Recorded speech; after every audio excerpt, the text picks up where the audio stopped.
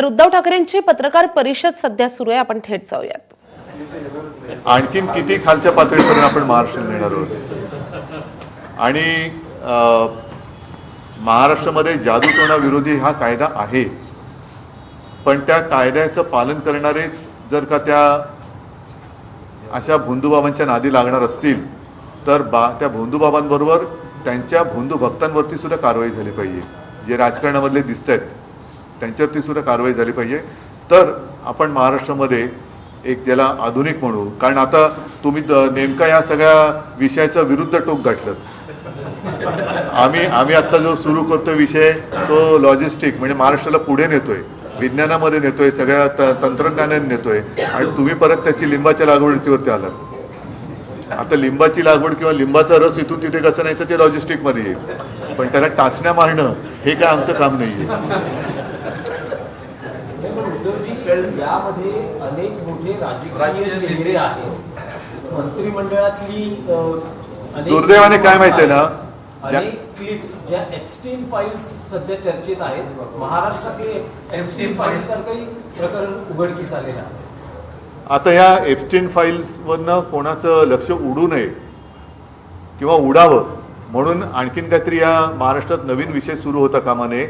आता मला असं वाटतं की जो महाराष्ट्र आपण पुढे नेऊ इच्छितो आहे त्याच्यामध्ये मी वारंवार उल्लेख करेन की जादूटोणा विरोधी कायदा आपल्या महाराष्ट्रामध्ये आहे, तर त्याचं पालन हे अत्यंत कठोरतेने जर का झालं. आणि महत्त्वाचा मुद्दा जो तुम्ही उल्लेख केला की अनेक राजकीय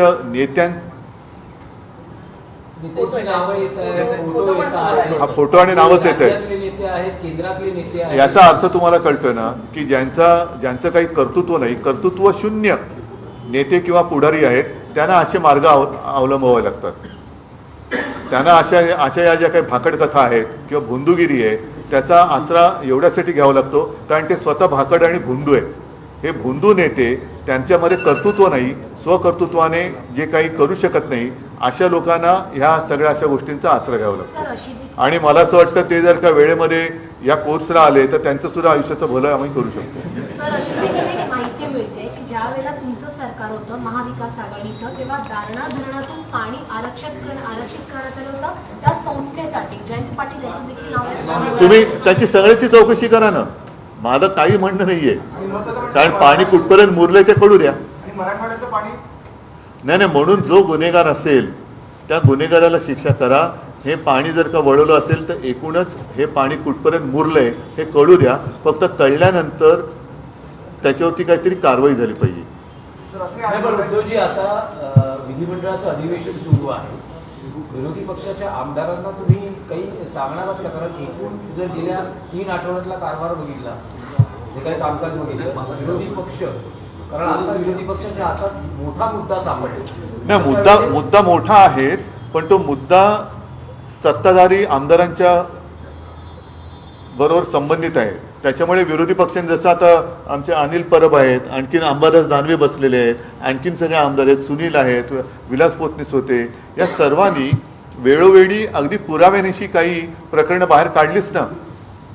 भ्रष्टाचाराची प्रकरणं बाहेर काढली, अगदी सगळ्या गोष्टी बाहेर काढल्या. तरी देखील त्याच्यावरती म्हणून मी तुमच्या लक्षात असेल की गेल्या अधिवेशनात प्रेसशी बोलताना बोललो होतो की एक पांघरुण मंत्रालय आता मुख्यमंत्र्यांनी काढायला पाहिजे की सगळ्यांच्या पापावरती पांघरुण घालणं आणि ते खातं त्यांनी स्वतःकडे ठेवावं. ठीक आहे, मला असं वाटतं याच्यावरती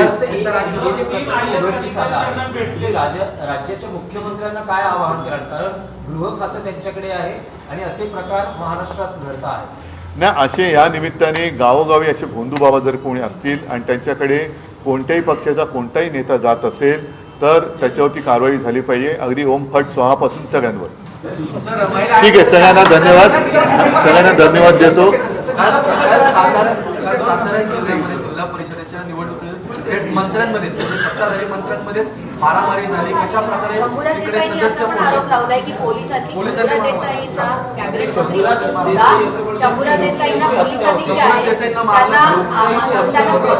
बाहेर काढलं. आता त्यांच्या लक्षात येईल की रेड्याप्रमाणे लोकशाही सुद्धा कापली जाते. सगळ्यांना धन्यवाद देतो. चला, जय हिंद, जय महाराष्ट्र.